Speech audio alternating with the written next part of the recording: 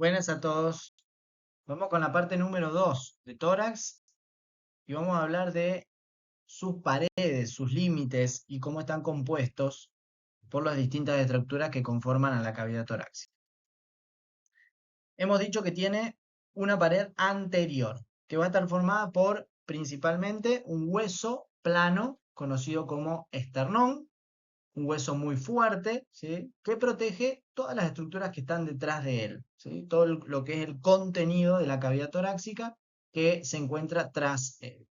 Además, sirve como un sitio ideal para la inserción de músculos del tórax, pero también del cuello y del abdomen. Y por supuesto, como se ve en la vista lateral a la derecha, provee la inserción para cartílagos costales, que van a ser los que se conecten con las costillas.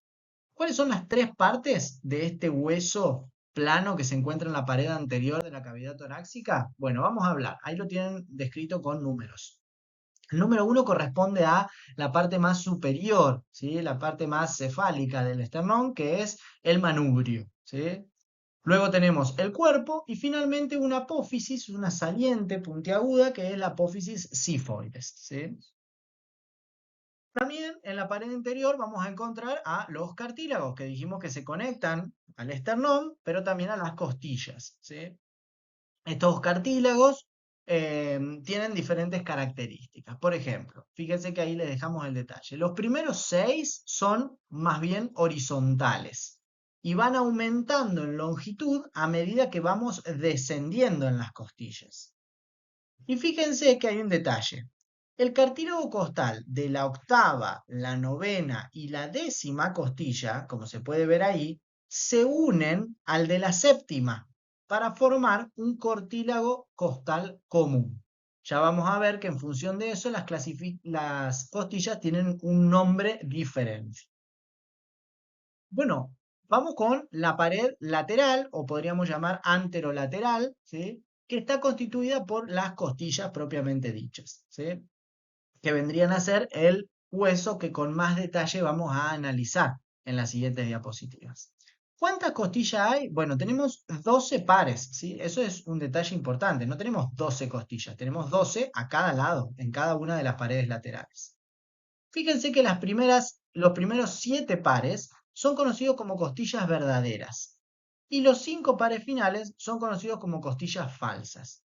¿Por qué será esto? Bueno, las primeras costillas conocidas como verdaderas, las primeras 7, tienen su propio cartílago costal, ¿sí? Del 1 al 7 tenemos su propio cartílago costal.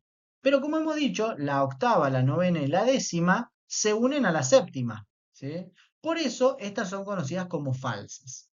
¿Por qué dice que los 5 pares finales? Bueno, porque después, como vemos en la imagen, tenemos dos costillas que no están unidas a la pared anterior. Esas son conocidas dentro de las falsas como costillas flotantes, ¿sí? Entonces, ¿en base a qué se clasifican como verdaderas, falsas y flotantes? En base a la conexión que tienen hacia la pared anterior. Bueno, fíjense entonces, las primeras 7 se adhieren al esternón. El primer par se une al manubrio, ¿sí? Y los otros 5 pares al cuerpo del esternón, a través de los cartílagos cortales. Entonces, si nosotros tendríamos que decir cuál es el techo de la cavidad torácica, diríamos que es el círculo formado por las primeras costillas, unidas al manubrio del esternón. Bueno, aquí tenemos el detalle de la primer inserción de costillas con el manubrio y aquí tenemos el resto que se unen al cuerpo del esternón. Fíjense que los últimos 3 pares de costillas se denominan falsas, como hemos dicho recién, octava, novena y décima. Se insertan directamente al esternón a través de cartílagos costales, pero que éste no llega al esternón directamente, sino que se adhiere a un cartílago costal común con el de la séptima costilla. Ahora lo vemos reflejado en la imagen, ¿sí? Y finalmente, los últimos 2 pares de costillas, como les he dicho, se conocen como flotantes. ¿Por qué? Porque no tienen inserción directa con la pared anterior. Acá lo podemos ver pintado en colores. Fíjense cómo se ven. La primera costilla unida al manubrio, ¿sí? Vendría a ser el círculo de la primera costilla, formaría el techo de la cavidad torácica. es una costilla verdadera. ¿Por qué? Porque tiene su inserción a la pared anterior. Y así las primeras 7. 1, 2, 3, 4, 5, 6, 7. Octava, novena y décima, ¿sí? Van a llegar. Ah, bueno, acá la imagen está. Faltaría, bueno, el dibujo del décimo cartílago que se une a el séptimo, que forman un cartílago costal común.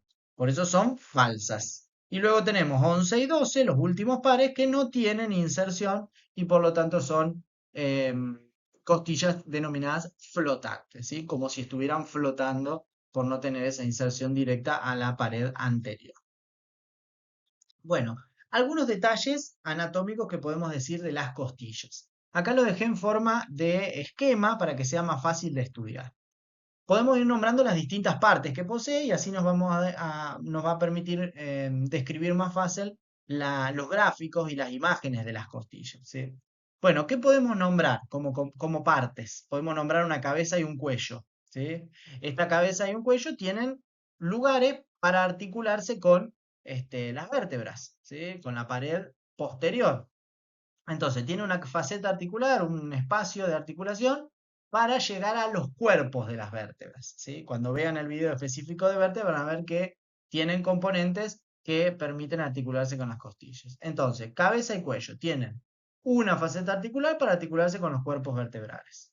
Y en esta cabeza y cuello vamos a encontrar un tubérculo que tiene otra faceta articular que permite articularse con una pequeña saliente de las vértebras que se llaman apófisis. ¿Cuáles son? Las apófisis transversas, ¿sí?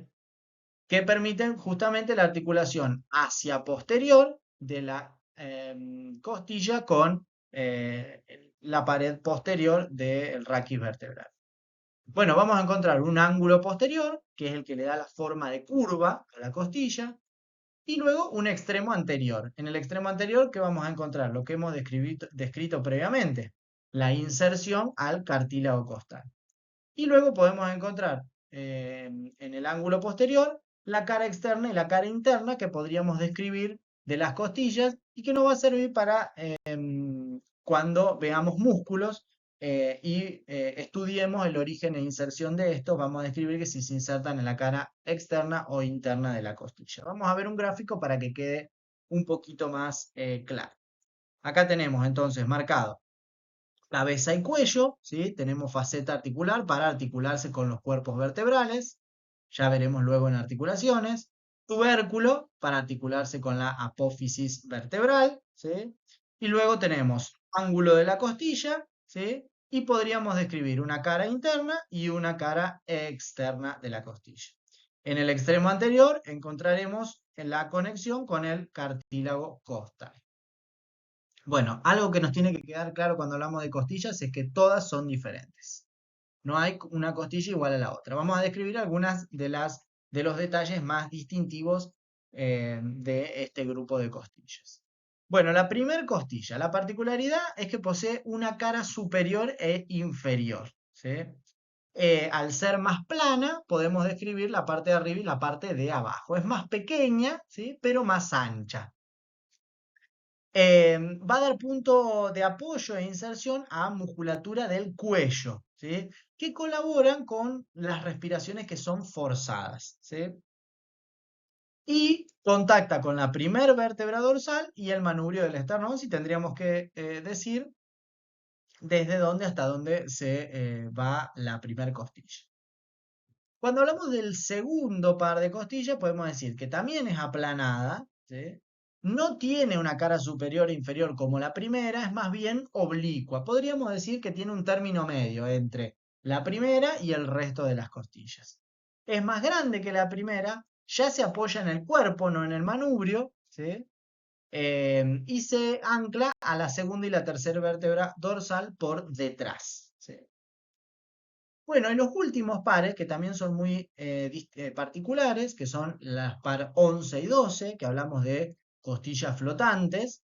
Bueno, ¿qué podemos decir? Se articulan con una sola vértebra, ¿sí? A diferencia de las demás. Sus cabezas presentan una sola superficie en la carilla articular. No tienen apoyo anterior en el esternón. Y a este nivel ya no están no están los pulmones, ¿sí? Entonces tienen un carácter protector principalmente de otro órgano como lo es el hígado. Bueno, y nos queda hablar finalmente dentro de la caja torácica de la pared posterior. La pared posterior va a estar formada por el raquis torácico, o sea, el conjunto de 12 vértebras que forman la región torácica o dorsal. Muy bien, hasta aquí hemos llegado con este tema. A seguir estudiando.